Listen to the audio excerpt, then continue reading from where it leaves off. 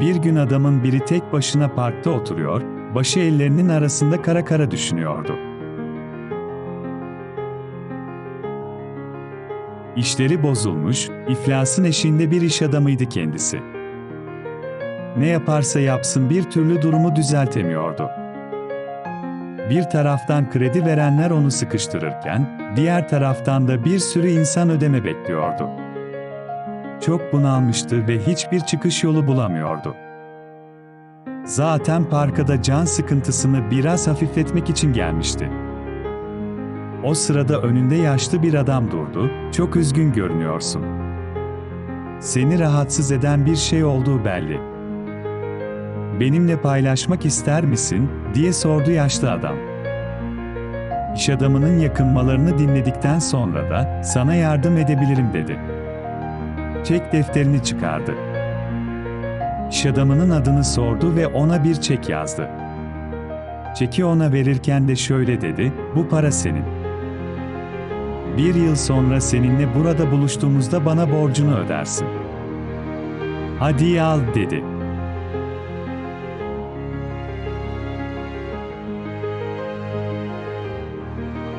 Ve yaşlı adam geldiği gibi hızla gözden kayboldu. Adam elinde çek öylece kala kaldı. Sonra elindeki çeke baktı. Bir an gözlerine inanamadı. Çekte $100.000 yazıyordu ve imza ise ülkenin önde gelen zenginlerinden birine aitti. Hemen tüm borçlarımı ödeyebilirim diye düşündü. Ardından bir yıl sonra borcunu geri ödeyeceğini düşünerek çeki bozdurmaktan vazgeçti. Bu değerli çeki kasasına koydu. Onun kasasında olduğunu bilmenin güveniyle yepyeni bir iyimserlikle işine tekrar dört elle sarıldı.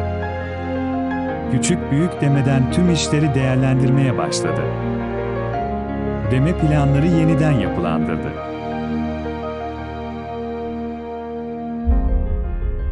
İyi yapılan işler yeni işleri doğurdu. Birkaç ay sonra tekrar işlerini yoluna koyabilmişti.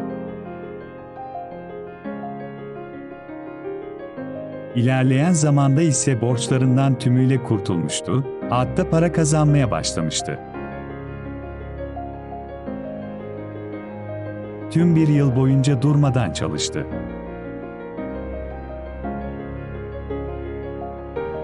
Tam bir yıl sonra, elinde bozulmamış çek ile parka gitti. Kararlaştırılmış saatin gelmesini bekledi.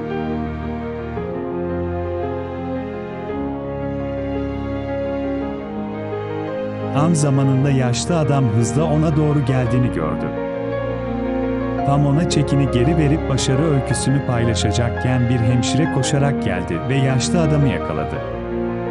Hemşire, "Onu bulduğuma çok sevindim, umarım sizi rahatsız etmemişti." dedi. "Çünkü bu bey sürekli olarak huzur evinden kaçıp bu parka geliyor. Herkese kendisinin çok zengin biri olduğunu söylüyor." diye ekledi. Hemşire adamın koluna girip onunla birlikte uzaklaştı. İş adamı şaşkın bir şekilde öylece donup kaldı. Bütün bir yıl boyunca arkasında $100.000 olduğuna inanarak işler almış, yapmış ve satmıştı. Birden, hayatının akışını değiştiren şeyin para olmadığını fark etti. Hayatını değiştiren şey yeniden kendinde bulduğu kendine güven ve inançtı. Başarının sırrı, kasamızda duran değil, kalbimizde ve kafamızda olanlardır, başka bir yerde aramaya gerek yok.